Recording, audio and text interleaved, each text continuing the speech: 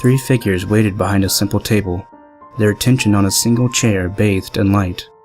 An old woman's voice from the shadow. "Send her in." Across the room, a security officer, stern and plain, opened the door.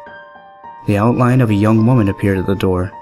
She hesitated, but only for an instant, then crossed the room and sat. There was a gasp as the light hit her face. Her right eye was bright and blinking, but her left was a greasy slit. Her skin had been burned moon white. Her mouth was a sagging gash without lips or expression.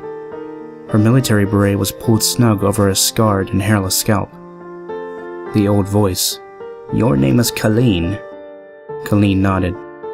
"You are the principal investigator of the Zariman?" Colleen's voice was a jagged whisper, a rigid face. "Yes." Colleen coughed, straightened. The Zariman was lost, making the fold from Saturn to the outer gates. Mechanical failure. I notified families and filed a report with the inspectors. Nothing ever returns from the fold, so I closed the case. "But you reopened the case days later." I didn't believe it myself until I stepped aboard the ship. It was completely intact, full environmental, as if it had never left. "And the crew was gone?" "Not exactly," Colleen hesitated. "We thought it was empty until we began to find..." Her face twitched at remembered pain. "We began to find children hiding in the ship."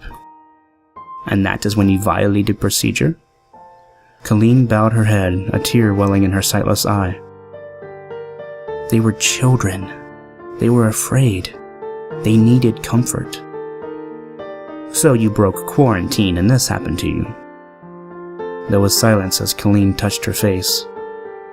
"So, what have you done with them?" The old woman gestured for the officer to take Colleen away. The meeting was over. When Colleen reached the door, she twisted out of his grip and shot back. "Why would you do that? Why would you put children on a military ship?" "We didn't. That would violate procedure."